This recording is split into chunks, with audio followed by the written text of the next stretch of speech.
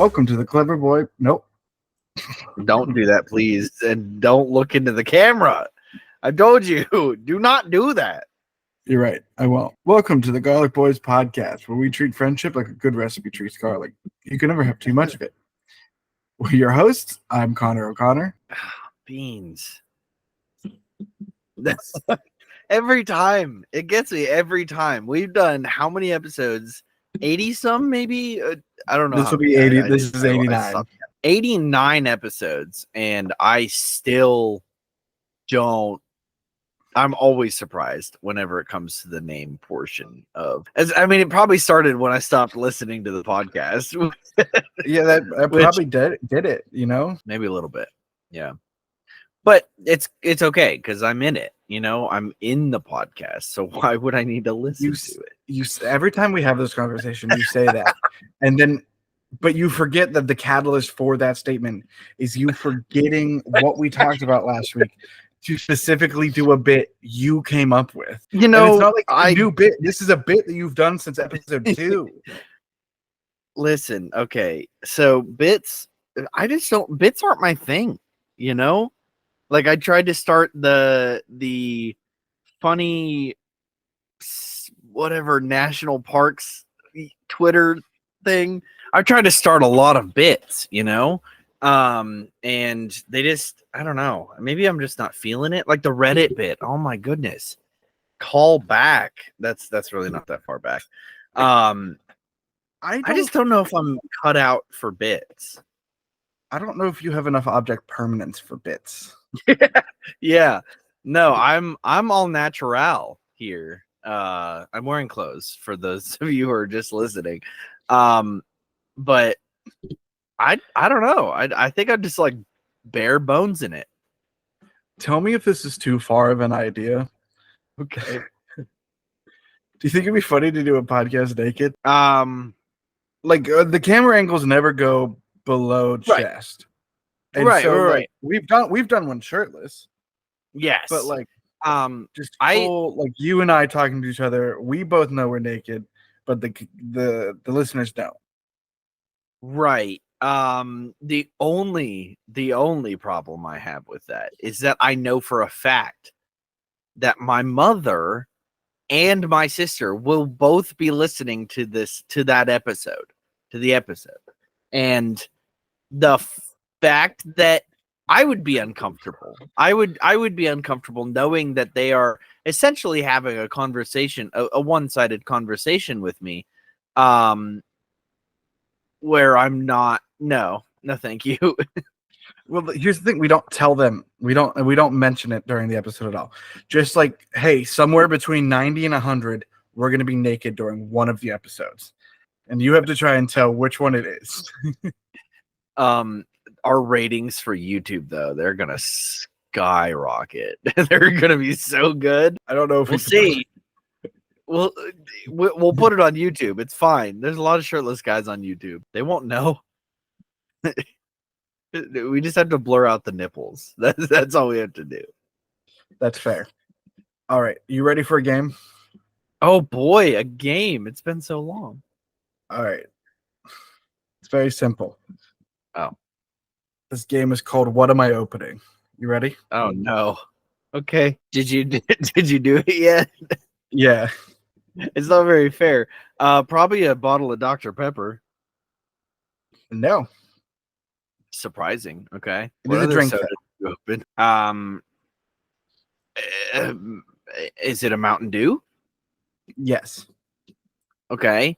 Is it the new red flavor of Mountain Dew? Yes, it is. I found it today. Nice. I still cannot find the white flavor. That is going to be my sort of like witch hunt to find out. Dude, that one is the best in my opinion. It is the white one or this one? The white one. The Liberty Lemonade, or is that what it was called? Yeah, Liberty Lemonade. Oh man, makes me want to play Helldivers too. For democracy. There's a weird smell to this that you didn't talk about last time. I did. I definitely did talk about the red berry smell. I don't know if it's red berry. Look on the freaking bottle. Look on the front of the bottle. It says I know red it's red berry berry. flavor, but the smell is like soured. Are you sure you didn't just get a bad bottle? A bad batch? If chemistry class taught me anything, you have to waft. So You have to waft. okay, how much of a bad idea do you think it is if I snort this? Please, for the love of God, do not snort it. At least not on air. If you do it on your own time, that's fine. But I would feel bad because I can't get to you and save your life. Please don't. Oh my gosh. You're stressing me out. You know, do you understand what snorting is? Do you understand what snorting is? And do you understand that snorting a liquid? Not a good idea. Not a great idea at all. I think it makes sense that they just put basically red berry flavor because there's not a distinct. Yes, That's a it's thing, flavor literally to just it. like fruit punch. Like it tastes like fruit punch to me. And it's not even exciting. It's just fruit punch soda. Mia likes the blue one. It was pretty tasty. It doesn't hurt my teeth as much as the blue one did. Fair. Then but again, if that one something- just tasted like the melted Otter Pop, which is a lot of sugar concentrated. if something hurts your teeth, you should probably get your teeth checked out. You should probably give me health insurance. You have like 8 jobs. So how do you not have health insurance? I have 8 jobs. That's why. They don't pay me enough. They're not full time. Listen, I'm already having my own personal crisis about all of that. I don't need to bring that on to here. You're right. Yeah, let's avoid that topic. I've had a lot of personal crises lately, like crises of self, if anything. Right. But do you know what solves personal crises? Therapy? No, I was gonna say Dungeons and Dragons, but I guess therapy's all right too. I would love to have Dungeons and Dragons solve some of my personal crises. Dungeons and Dragons is solving my personal problems. I have not looked at the Goose stuff yet. Is it Goose or was it Ducks? It's Geese. Yeah, it was something at midnight. The Goose strikes at midnight. I don't remember what it was called. I want to shout him out because One it's Honk incredible. Before Midnight. Yes, One Honk Before Midnight, and it's an RPG where I believe you all play as geese, as goosen, as Brian Reed would say. This was fun because I found this on Facebook. Sent it to Matt and be like, haha, wouldn't it be fun if we did this? And Matt goes, I bought it. Okay, it was like $13 to be completely fair. And I got all of the PDF downloads for it. We plan on maybe bringing it onto a secondary show. Maybe a little bit, like, maybe TGB One Shots. I'm talking about TGB One Shots. TGB One Shots, where you get all your one-shot needs. You know what I forgot to do today? Where you get to see characters die and live and then die again. Post about the season break. I should. Shoot! Let me do that. I'll take the little weight off your shoulders. I was gonna say you said that last time, but that's not why that didn't work out last time. That was. Yeah, I was gonna say I did post that last wasn't time. on you. I had one lined up for the next episode too, but yeah, that's okay. I like this system. It seems good so far. Yeah. I'm playing. I've talked about this before on this show. I'm playing City of Mist with my family, and we just had another game. First time ever in combat. It was very exciting. I'm very excited for more D&D, more RPGs, tabletop RPGs. Although I don't know if we can call them tabletop RPGs if we're playing them not on a tabletop. I think they are still tabletop. Can we talk about the attributes for the Goose system real quick? Hold on. This is great. I also need to shout out something absolutely incredible. They actually came with like pre-made character sheets. But let me get to the attributes first, and then we'll talk about that. Are you referring to Hunk Dini? Yes. And there was one Captain more. Honk and Squawk Jagger. Yes, Squawk Jagger was the one. All right, I'm sorry. Are you on the PDF? I can't help but notice there's 4 characters and we have 4 players. All right, so which page are you on? I am on number 10, section 5, creating your goose. Number 10. Oh, creating your goose. Look at that. Number 10. Okay, so the attributes. Go ahead, Connor. I'm just going to read this page, and I just love this. Before getting started on a game in the Honk system, each player must create a goose, which serves their representation into the game world. The Honk system utilizes 4 attributes: heroism, observation, nimbleness, and khaos. Chaos Spelled with a K. K. Each attribute usually has a score from 0 to 3. In rare cases, geese may have scores higher than 3. These attributes map onto actions undertaken by the geese in this way. So, heroism, Matt. And there's a silly goose. I'm playing that one. I don't care. What is heroism for this game? I jumped ahead. Heroism. A heroic goose will step in to protect their flock when the time is right. Geese with low heroism will take flight at the first sign of trouble. So you're either a coward or you're a hero. No in between. An observation. An observant goose can spot danger from a mile away or concoct a cunning plan to ruffle some feathers. Geese with low observation will often get themselves into a flap. Nimbleness. A nimble goose can duck and dive around dangers, move unseen, and always land the first peck. Geese with low nimbleness will bluster their way through anything and trip over their own feet. This is so good. And finally, the khaos. The most defining feature of a true goose. A chaotic goose is a powerhouse in its own right. The most chaotic geese can do anything at all if they put their minds to it. Geese with low khaos are basically just ducks. There is nothing I love more. There's nothing I love more than an RPG, except an RPG with amazing writing. Just to point that out here. They're so good. The cleverness of it. The cleverness of it. We haven't even said that word on this show in a while. Clever. I was clever once. I was clever once. Oh my goodness. Choose a perk. Did you see the perks? I'm sorry. I'm jumping so far ahead. I wanted to know, Matt, do you want to make geese right now? Right now? Yes, Yeah. I want to make geese right now. What are you talking about? Here.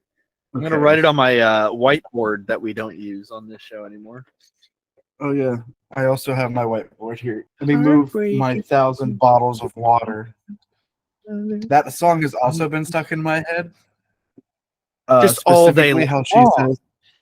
Specifically how she says the one word. It just has the like really low, like Pennsylvania accent. Yes, 100%. All right, let's see. I played it for Autumn, and she was like looking at me a little weird, and I was like, just listen to how she says this one word. Just feel this with me for one moment, please. Okay. So each breed comes with its own standard array of attributes. Roll 1d6 to choose a breed from your goose breeds tables. Alternately, if you have a build in mind, you can create your own unique breed, distribute attribute points among heroism, observation, nimbleness, and khaos, up to a maximum of 3 and any skill. So the 6 breeds we have are Gray Leg, Fighting, Emperor, Canadian, Golden, or Silly. You gotta be a silly goose, man. I'm being a silly goose. You're not allowed. I gotta be a silly goose? No, I'm the silly goose. You're not allowed. It's only me. Because I wanted to be a Canada goose. Oh yeah, see, that's yeah, 100%. Canada goose. All right, here's our honk score. I love that they put silly goose into this. You have to. So the Canada goose honk score is I have a 3 for heroic, a 1 in observation, a 0 in nimbleness, but a 2 in chaos. So you're no rogue. You're just a fighter. I'm a barbarian, basically. See, yeah, because there's fighting goose, which is 3 in heroism, 0 in observation, 2 in nimbleness, and 1 in chaos. I'd say that's probably closer to like a rogue ranger, sort of. Yeah. All right. Now we're going to the perks, okay? Each goose has one unique perk that can be used to get a leg up in the world. Each perk is a massive bonus that is active in certain circumstances and may require taking specific actions to gain its benefit. You can choose at random, or you can select one that matches your goose's intended play style. I think that being a silly little goose, I think choosing one at random for myself is probably the best idea. And what do you know? I forgot to roll at the beginning of the episode, but I have D20s right here. One unique perk. So you only get one. Do you want to roll the D20 to see what we get? I am a silly goose. I'm a silly little guy, so I'm going to, because I'm chaotic. I choose the chaos of not knowing, but you can pick because you have a play build in mind, like a play style, you know? Oh my goodness, I'm a bread devil. That's my perk, is bread devil. Add +1 to your first roll after consuming bread. Oh, you're not going to believe this. This is so perfect. What are you? Well, what I wanted was the quackening, which gets a bonus die on rolls whenever you're hidden in plant life. Yeah. But I rolled a 10. Oh, which is just knife. You have a literal butter knife and add +1 rolls to intimidate someone or to slice bread. Oh my goodness, did you see number 8? Number 8, webbed for you. Oh. Number 8 is webbed for your pleasure. Reduce the danger level by 1 if you have a relaxing swim. Okay, let me read through these real quick. I don't even have to read through the effect. So there's instigator is number 1. Number 2, duck, duck, goose. Number 3, top billing. Number 4, fight or flight. Number 5, loosey goosey. Number 6, geese lightning. Number 7, goose in a china shop. Add +1 to chaos rolls if something is going to get broken. I'm sorry. Number 8, webbed for your pleasure. Number 9, bread devil. Number 10, knife. Number 11, eagle-eyed. Number 12, the quill is mightier. Number 13, honkapalooza. Number 14, the quackening. Number 15, foot goose. Number 16, V for vendetta. Number 17, 2 birds, 1 goose. 18, loaded dice. 19, early bird. And 20, babysitter. Oh, these are so good. Oh my god. Have you seen the hidden abilities? We got hidden abilities next.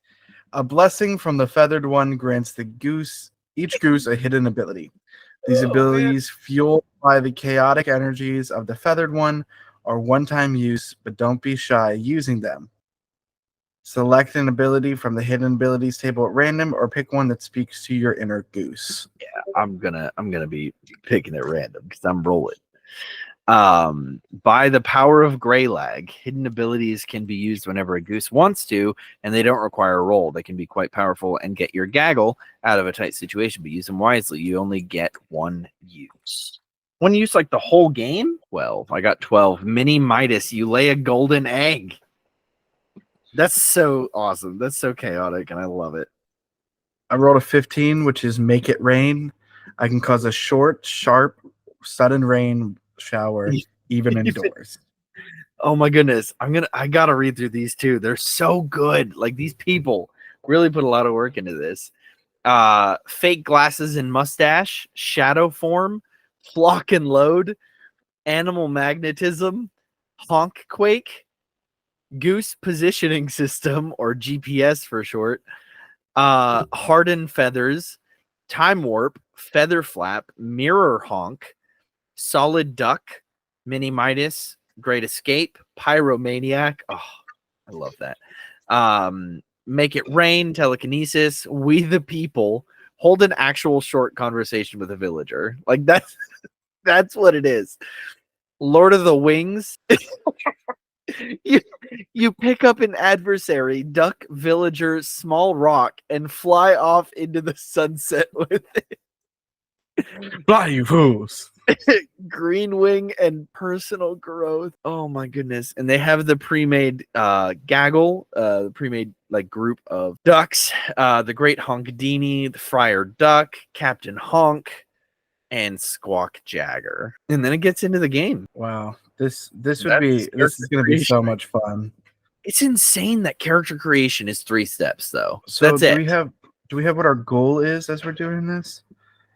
Okay, so we have a few different storylines that are possible for it. Right. Yeah, One Honk Before Midnight obviously is the game. I didn't put it in the thing because if I'm running this, if you're running this, maybe, I don't know, I can send it to you, but I did get a like Game Master storybook. And I think it's Honk Apocalypse, maybe. Let me just look it up. I have it on my phone. Files. Downloads. Okay. Tale of the Honk Apocalypse. That is the one that I have. In which the feathered one returns mostly. It's a 20-minute game? Excuse me? Are we gonna have to fill the entire time with character creation when we do that episode? We could probably do both in there, yeah. Yeah, because it's got the prophecy in this booklet. So, and it's got all of them. I'm sorry, it's got all of them? I'm very confused. Set up for the adventure. Most of it should be read aloud or yeah, I guess. So yeah, here's my this is the adventures. And it has all of them. Here's my character sheet. Nice. That's great. So yeah, I guess this one-shot outline. So this is a one-shot. So it actually sounds like it'll be 30 minutes, 45. So that time is the total time for the rest of this book. For all of the one-shot that is in this book. And it's broken up into 6 kind of like episodes. If that makes sense. Yeah. And then I have Tales of the Honk Apocalypse, which I assume is just another book of like one shot, like a compilation of one shots. I think you should run it. Are you sure? Yeah, because you seem really excited about running this one. If I'm being 100% honest, I know the problem is both of us really want to play this. Like, I know you're saying that partly because you're like, yeah, you seem really excited, but also partly because you want to play this so bad. Maybe. So, man, yeah, no, we'll think about it. I'll talk about it with you a little bit, and we'll think about it. But anyway, do we want to get to the topic I actually had planned for this? I give me one moment, actually. Give me 1 minute then. Just wait. Yeah. Can't believe how impatient you are. Okay. To be completely fair, I think I was off time because I like stopped talking and I was like, okay. And you were like, just wait. So we might have been a little off time there. No. Or I just like kept, even though, okay, that's fine. It's fine. So yeah, you can totally see it on here. There's our duck. We're gonna take a picture of that now so you don't forget. Ducks. Yeah. Or should I be more chaotic and forget we even did? I am a Khaos 4 duck. I like that they spelled it with a K. It's gotta work for the honk. Very true. So I recently have gone on a diet. Impressive. Yeah, I've recently gone on a diet. It is what is it called? It's called keto? It's called the tapeworm diet. It's called the tapeworm diet. Yeah. It's where you instead of eating the food that you're supposed to eat, you feed it to a tapeworm. That's what the diet is. And I've grown quite fond of my tapeworm. Have you named him yet? Yeah. I named him Dimitri. Is what I named him. Family name or maybe to him. Gotcha. Yeah. Are you on an actual diet or yeah, the tapeworm diet. I'm feeding all of my food to a tapeworm. With the tapeworm diet, like this, is there a specific diet the tapeworm eats? Like, some rabbits eat lettuce, things like that. Oh, I see what you're saying. Yeah. So am I changing the way that I'm eating at all? No, I'm not. I'm still eating Taco Bell quite often. And he seems to really like it because he's grown in size quite a bit. Well, that's good. Yeah, he's getting real big. I'm very proud of him. When I was a kid, I used to, well, not like a kid, but like middle school, I used to watch 1,000 Ways to Die on Spike TV. Oh, really? Yeah, I shouldn't have watched it because I couldn't stop thinking about death. Spike TV was wild. It was sort of like how I can't watch horror movies. Like it had the same effect on me with my dreams and everything. But there's still a lot of stuff from that I remember. Yeah. One of them is this one lady got a tapeworm because she wanted to fit into a smaller dress size. Working. And then there's the chocolate diet, the cottage cheese diet. She tried everything until we're recommended to her to try the diet. And it goes through why the tapeworm killed her, how the death happened and everything. And in the end, she was able to fit into a size 2, which she wore to her. It was just that's so dramatic. But a lot of the times, they say these snappy, sassy jokes and digs at, and it's sometimes I get why you're being like that. The dude Ozzy Osbourne once sort of danced, and they wanted to be as hardcore as he was. Yeah, mock them. This was just a lady with body dysmorphia. We don't have to rub it in ha, your mental illness. Yeah. No, I agree. I do think that but also that was not that it's any better. I still don't condone it, but that was 2000s. You know what I mean? Late 2000s, 2010s ish. It was a very different time then, which is insane to say because it's been 10 years, 15 years.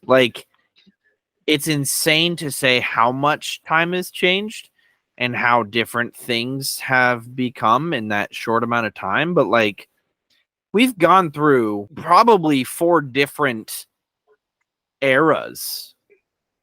You know what I mean? True. I mean, a lot of this is the technological era.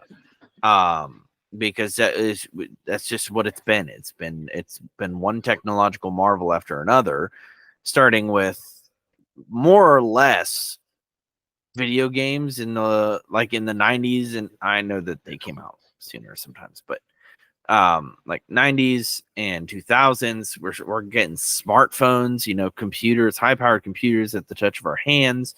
We're getting a lot of AI, and I'm putting that in quotes because it's labeled that. It's not really AI yet, or full AI, whatever. We're going from 0 to 100 real fast. And I don't know why I'm talking about this because we were talking about an insensitive TV show from the mid 2000s.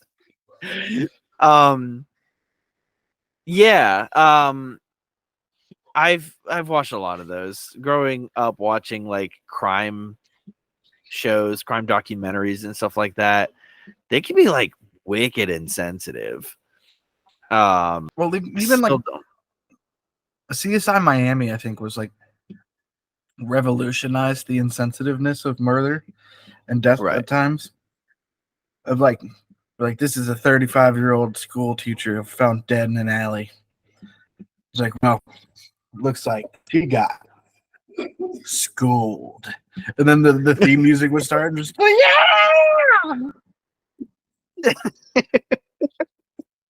like, yeah, hey man, you're a detective and there's a dead body right in front of you. It's insane how like desensitized to certain things we can become. Because like I love learning about serial killers, and I know that most middle-aged white women also love learning about serial killers, which is weird. It's wild to see something so dark and so like real as just like, oh, you know, this is a really cool next episode of this guy who killed 300 people over the span of a year. Like, excuse me, why are you excited about that? Like, I get it because I am, but why? And it's the angles of that mobility that are like sort of wild. There's this I'm falling into this trap too. There's this guy I watch on TikTok that does the death row meal of every, like, he's tier listing the final meals of every death row inmate, and like he's done some very famous people, like Ted Bundy, John Wayne Gacy, but like a lot of like lesser known people that like they killed one during a break-in, like, but it was severe enough that they got the death penalty. Not that it's not still a terrible thing. Don't murder people, but like they're not on the level of like what we think of like prolific killers. And he's like breaking down everything that they did while he's cooking their last meal on screen. And like it was like for his last meal, he asked for shrimp scampi, crab legs, and a root beer. All in all, I think this meal is good. I would have liked a little bit more variety in it, but as last meals go, it's probably decadent. So I'm gonna put it in B tier. It's like, dude, don't get joyous in food review at the end. You just described 3 horrific murders. You know what I would have on a separate kind of side note? You know what I would have for my last meal if I was on death row? I would get the entire like sushi boat. You know those things that come with like hundreds of sushi. Like I would do some sort of sushi challenge, which is just like at least 10 pounds of sushi. Like that's what I would want. And I would just eat and eat and eat and eat and eat and eat and eat and eat and eat until I couldn't eat anymore. And then I would keep eating just because this is my last meal and I want sushi. I would rather explode than to get injected with poison. But, you know, if I don't explode from eating too much sushi, then poison it is. See, what I would do is Taco Bell. Just take a big order from Taco Bell. 1, because I enjoy Taco Bell. Get a nice Baja Blast to end it off with. And 2, when you die, you don't have control over your sphincters anymore. Everything comes out. Releases. Yeah. And so my just like if I'm getting killed, it's because or because the government has gone rogue and I'm getting spoke out again. Right. So I'm either way gonna just take my last revenge. And so yeah, you killed me. Have fun cleaning up the room for the next guy though. Yeah, imagine trying to get fish smell out of that chair though. Like that'd be pretty rough.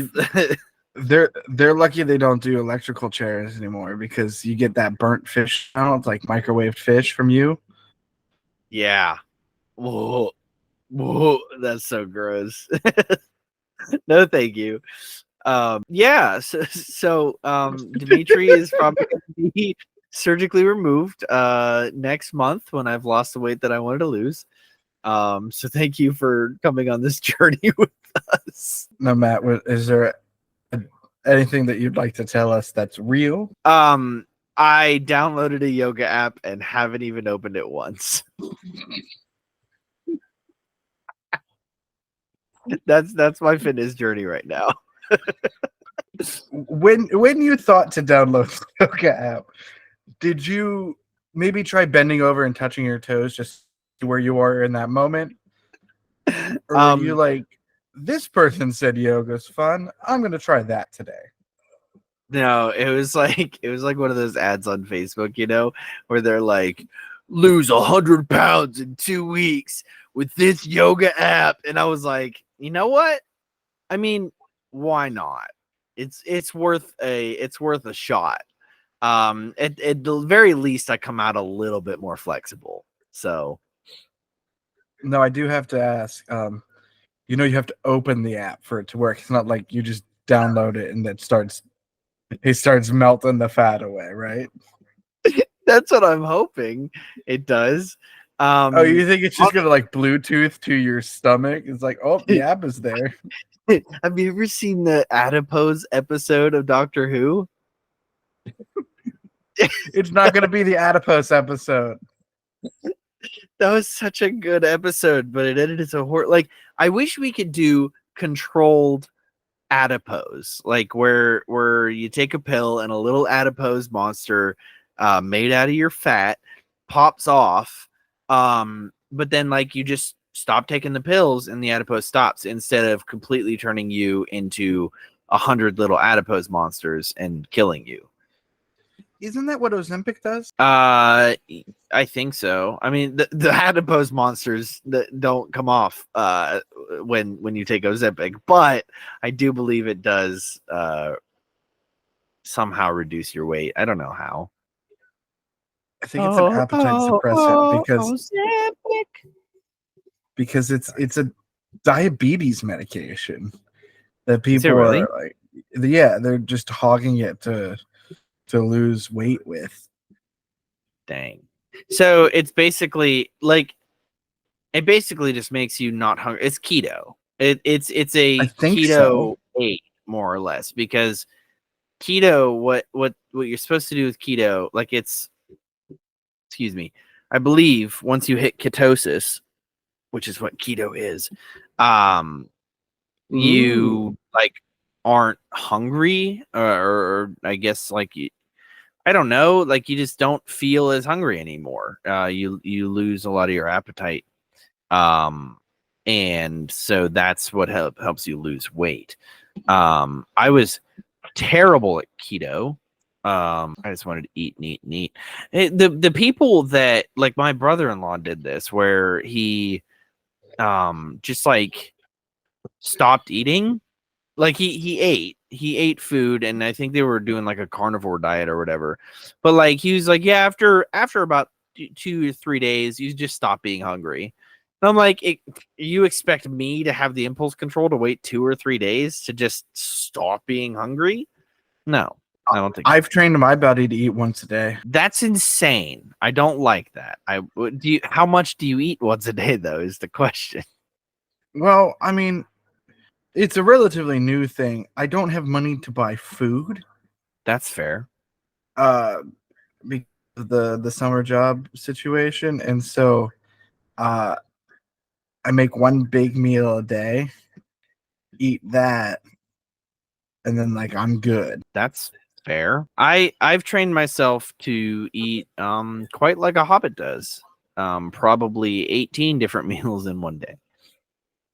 Well, that's technically, everyone used to think it was 3 meals a day, but you should have 6 to 8 meals, and they should be smaller snack type things throughout the day. And like that's how you start like spreading out your calories so that your body's burning them off more intentionally, like more like congruently. Because anytime that calories aren't burned off, your body will turn everything into fat. So like anything that you're eating more than you're burning gets turned into fat. That's protein, carbs, sugar, anything. So if you're not using more than you're getting in, immediately, well, not immediately, eventually will be turned to fat. And so like all those people are like, I do 3 creatine shakes a day, I only eat raw chicken, and I'm just pounding protein. Like, no, that's, you're still not going to lose weight because you're going over whatever your body percent, like the gram percentage of protein for your body is. Right. But I think so protein mashers are people that are trying to gain weight but muscle weight. And there are some people that don't understand because they see these fitness people out there who are like protein, protein, protein, protein, and they're just like, okay, I guess protein's the way to go. And they try protein and it doesn't help them because they're not trying to gain muscle, they're trying to lose weight. So yeah, no, it definitely doesn't really work. That's something that is very discouraging for people with weight loss. And for those of you listening, I know it might sound contradictory or like just very hypocritical what I say. The problem is I know the right things to do. I just choose not to do them because I have more fun being a fat guy that eats whatever he wants.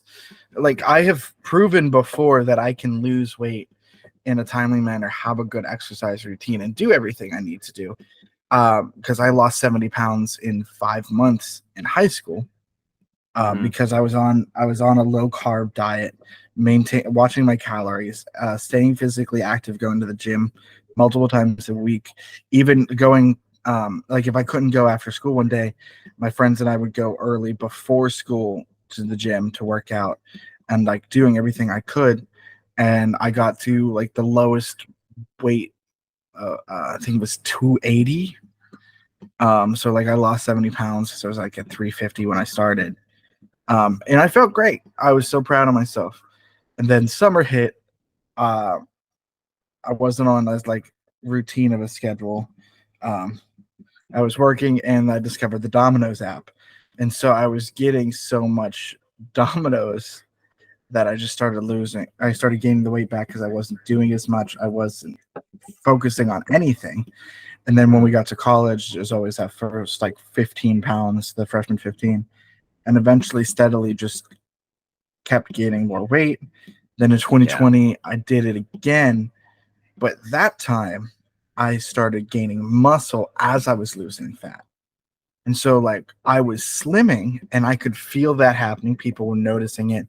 And I was losing, like my shirts fit better, which is like the biggest thing I noticed. But I wasn't losing weight.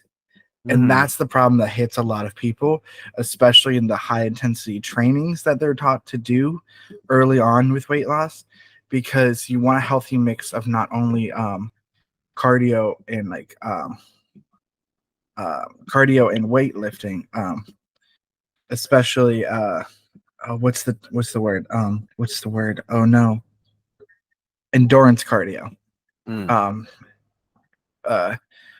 A lot of people try and do endurance cardio. That'll work, but it's not going to be the best thing to do. You want that mix between the two because especially like for big people, you're going to lose weight and then you need to fill in that or you're going to get like the super baggy skin. And so building muscle at the same time helps with that. Well, muscle weighs more than fat. And so you're losing weight, like you're losing fat, but your weight is either going up or pretty much plateauing at first because it's counteracting everything you're losing with fat by gaining that muscle. And it's so discouraging, but you just have to like hold on to that thought and actually like just keep telling yourself, even if it's not true, just be like, it's because the muscle weighs more. It's because the muscle weighs more, and just push past that. Yes. And I'm getting called back to what you said earlier, where you said it's more fun to be the fat guy that eats whatever he wants. Yeah, I think that's the neurodivergency, buddy. And I think it's the same for me because I don't want to stop eating Taco Bell. I want to stop eating the perfectly sized build your own like box thing. I don't want to stop eating that. I don't want to stop eating 3 plates of amazing food and like 8 rolls of sushi. It's so not fun. Like I understand that the dopamine of getting to your goal like is gonna be amazingly high. It's gonna be probably the best dopamine hit you'll have like ever. However, getting there, there's zero dopamine getting added to my system. Zero. Like I was like, don't I'm so much gym less depressed fun. when I'm working out. It's like I'm not. I'm more depressed, if anything, like because I have to get up from my comfy couch, stop playing video games, which I really want to do, and go to the gym, which the closest gym to me is like an hour away. So no, thank you. Well, one good thing is working out did get me started listening to podcasts more. Podcasts are good Because like I watch like TV shows and stuff when I'm at the gym, when I'm on the treadmill. Like that's actually I started watching Star Trek: The Next Generation at the gym in college. Nice. I would walk for a full episode and then I knew I was done. But when I was doing the weight training, I was like, oh, I can't really watch the episode and I don't really want to just listen to it. So what can I do that's like a medium between the two? So I started listening to podcasts. Specifically, My Brother and it's the one that you recommended for me during my 2021 weight training. And I enjoyed that one a lot. Especially, I remember specifically listening to the episode where Griffin wasn't there because he had just had his second son. Well, his wife had the second son. And so it was Travis and Justin in their Carpenter episode where they were just talking about woodworking. Yeah. You know what? Anyway, bringing that up makes me want to have a third host. I don't know why.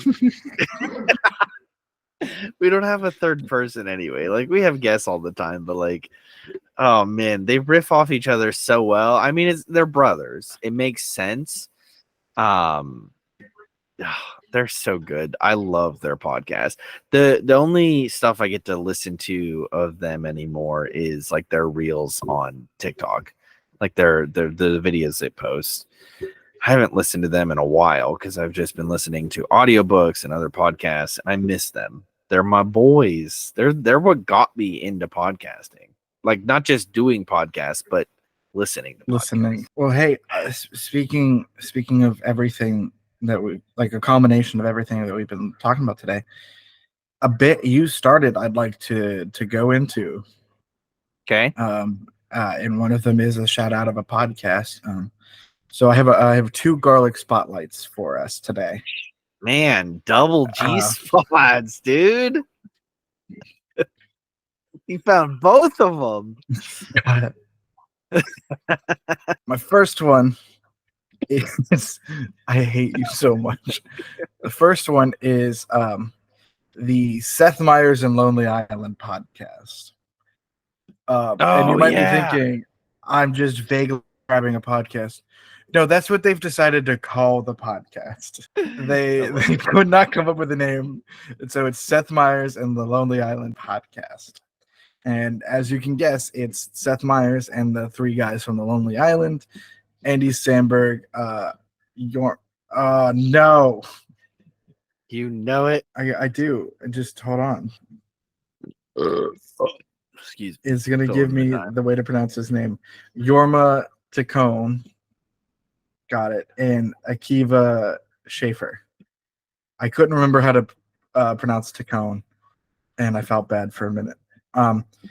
So they were they discuss how they got onto SNL for the Lonely Island themselves, and then they are going through and breaking down their digital shorts.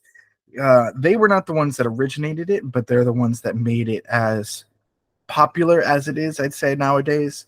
And so they're going through week by week, breaking down each one, talking about it, and sort of discussing it with Seth, because Seth was also on the show at Weekend Update and head writer while they were there, and had a hand in some of their stuff, including they have 2 episodes out talking about their movie Hot Rod, which if you haven't watched is incredible. And they're talking about how that movie got made, what they had to do to get it made, and like that whole process. And so I want to recommend that show and have everyone go listen to that. And my second spotlight for the week, Matt, are you familiar with a early 2000s sitcom named Reba? Of course I am. Who isn't? You are. And so what Reba is, Matt, is it's Reba McEntire's sitcom. And Oh, she's got a new one out, doesn't she? No, it's the old one from early 2000s that I'm talking about. Oh, well, she has a new one out, I'm pretty sure. Continue, though. Possibly. Sorry. I'm watching the one from the early 2000s, where she is recently separated from her husband, who's a dentist who got his dental hygienist pregnant after having an affair with her. And then she finds out that her oldest daughter is also pregnant. The daughter's boyfriend marries her and moves in, and it's about all of those family troubles. I'm only 4 episodes in, but I cannot stop laughing at this show. It is, holy crap, is it an insanely hilarious show. Like, yes, some of it is outdated because it's an older show. That's fine. It's so stinking good. It has no reason being this good. It's fantastic. Not just Reba. Like, Reba is genuinely funny. Yeah. Like, she's not just the queen of country. She is a funny, like, line delivery, everything. It's the ensemble in all works so well together, and Yes. it's so good. And it's that early 2000s sitcom, and so like it's not edgy yet. Like, it's post 9/11, and so like comedy changed, and I think that was like sort of the golden era. It's like post 9/11, before Obama, era of comedy, and just those 7 years somehow made like the perfect, like that's when The Office was happening, early 30 Rock, I believe that's when It's Always Sunny started. Like, those are when those like peak comedy shows started and come from, and I think that fits so well within that. Yes. Van, my favorite character. He will never not be my favorite character in that show. Matt, you keep saying things that make me wonder if you've actually watched this show, but they're like close enough to make sense. Is Van not your favorite character? No, he's a great character, but like, it's the Strawberry Pop-Tarts of answers. Okay, I'm sorry. Is the funniest character in the entire show a Strawberry Pop-Tarts of answers? I don't think he's There's the a reason character. he's a Strawberry Pop-Tarts of answers. I don't think he's the funniest character. Why? Okay. Don't argue with me on this. You can have your opinion, but who then? The younger daughter. I think she's hysterical. Oh, she's amazing. She's so snarky and funny. Like, I think every line she says is like, she's perfect. I looked it up. She's quit acting, but like she really hasn't really acted since 2012, I think. It's like, good for her. Live your life. Do what you want to do. But it's like, man, we lost out on somebody that was funny. Van he's actually in an episode of Psych as the bad guy. He's like a murderer. But regardless, yeah, he was the bad guy. You're right. He was also Kevin on Shameless. I've never seen Shameless, but I will have to check it out. Van is like for the listeners out there who haven't seen Reba for some reason. Van is the dumb, funny guy in the show. He's your stereotypical jock, punk jock kind of guy. Yeah. He married Cheyenne, who is also really stupid. She's the ditzy blonde stereotype.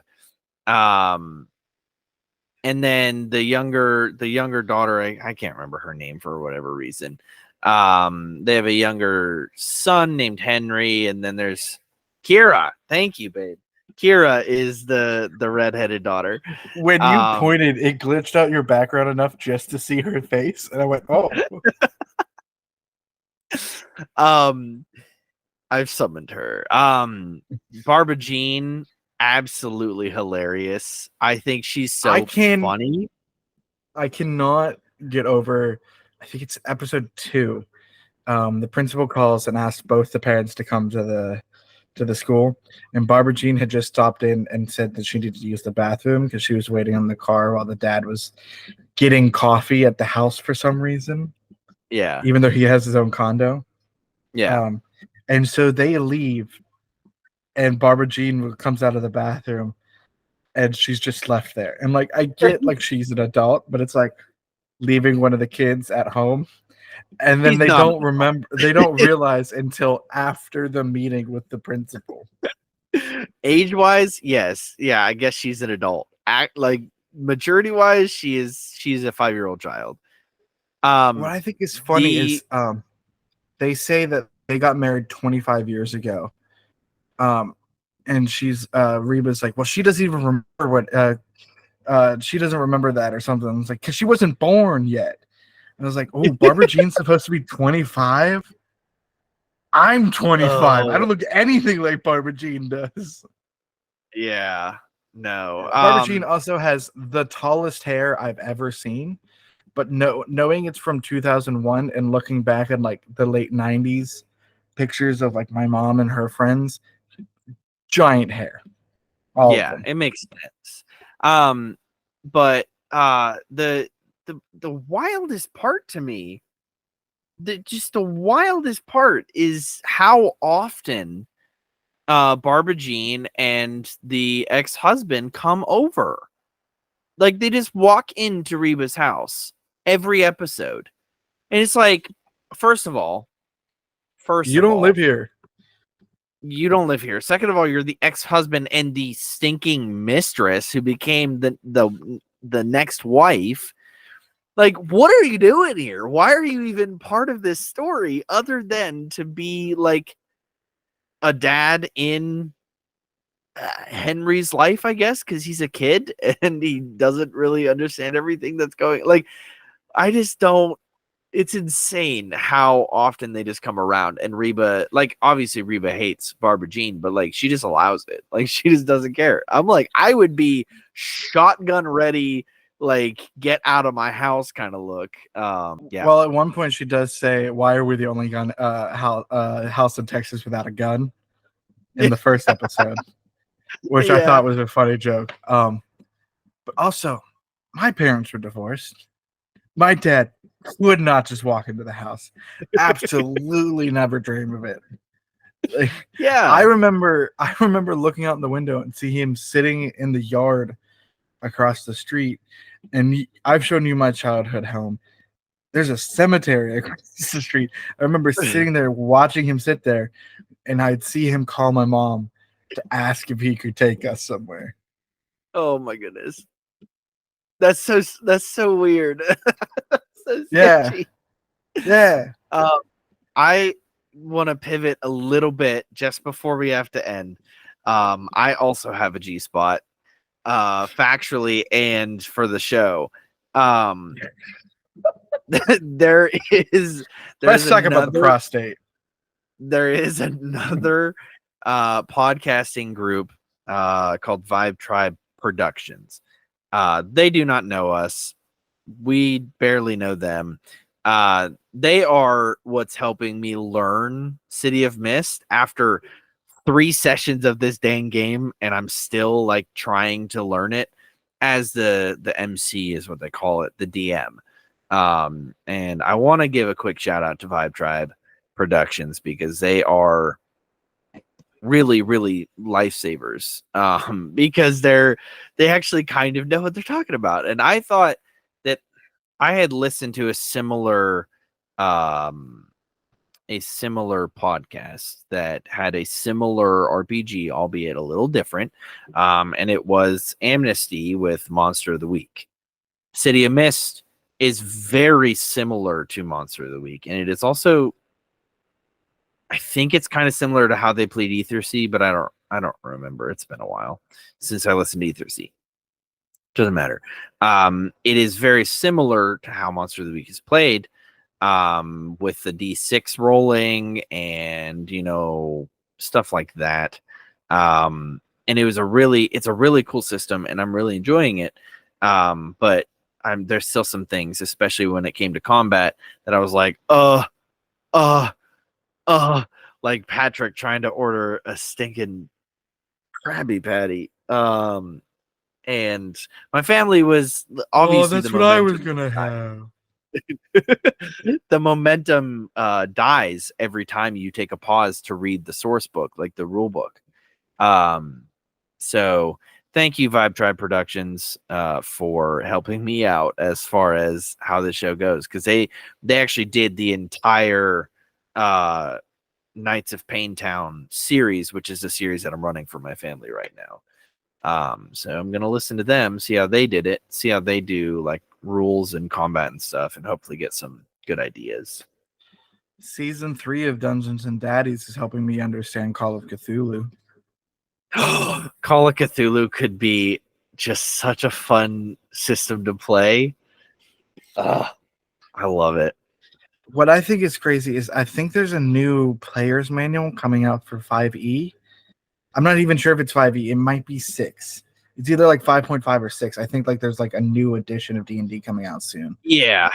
And I don't so know what that just calling means it, that just means like the one system I know the best, I'm gonna have to relearn, and I'm not looking forward to it. And don't even, because I know exactly what you're already thinking with me getting upset that I have to relearn something. So just shut up and let me end the episode. Thank you so. Okay. Give you a touch of tism, I tell you what. Yeah, I'll touch you with my tism. Promise. Thank you so much for listening to this week's episode of the Garlic Boys. If you want more of whatever this is, please head on over to TikTok, Instagram, and Facebook. Find Garlic Boys Production, follow us, like us, do everything, share with your friends, let them know what we are and what we are about. Once you do that, if you're just saying, I can't just listen, I need to do more to help these guys, well, then you can head on over to patreon.com and pay us some money. And in doing so, you will earn some stuff, including for $3, you get shouted out at the end of every YouTube video. Your name gets plastered up there and everyone knows that you care about us. And for $10, you get exclusive content that is placed over there on the Patreon, including the bonus actions, which is our after show for TGB One Shots, which is another show we do, as well as the Boy Quiz, which is another show from us as well. Links are found in the description of this episode for all that. You can also head over to redbubble.com, find designs from across all 3 shows. That'll make you laugh, make you have fun, and show your support for us as podcasters. And finally, you can head over to youtube.com/@thegarlicboys and watch video versions of both this podcast and the Clever Boy Quiz, the show. Matt, do you have a supplementary mom report for boy? Dude, oh boy. how do you You know what's crazy? You know what's really crazy? You know what's like absolutely insanely Hey man, crazy? we just talked about 2 different moms. Pick one of them. Hold on. We talked about 2 different moms. Reba! I'll talk about Reba. Reba, supplementary mom. Reba McIntyre, but specifically Reba in the show. Reba. I'm gonna shout out Cheyenne. Yeah, you better. And BJ, whatever her name is. They call her BJ on the show. Don't look at me like that. Oh, they The do. dental They hygienist. do. Yeah, and I do have a final thought, just in case you were wondering. Okay. Do you want me to ask, or do you want to just say it and just ruin the whole momentum of the show? Okay, you're right. Let's backtrack a little bit. Let's backtrack. Hey Matt, do you have a final thought for us? No, I don't, Connor. Oh, I was gonna say, stay tuned for some upcoming stuff for TGB One Shots. I know we already said to listen to it, but there's some season 2 stuff coming eventually. Just don't forget about us. It's gonna be so good, so good. Yes.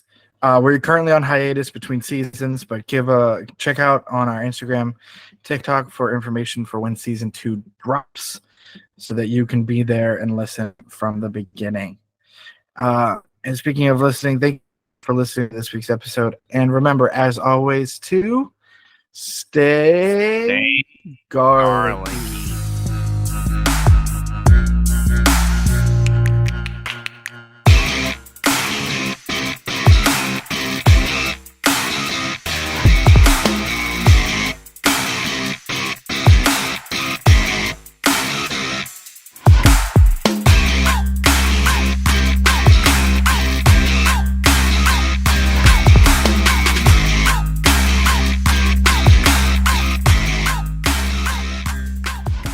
Would you like fries with that?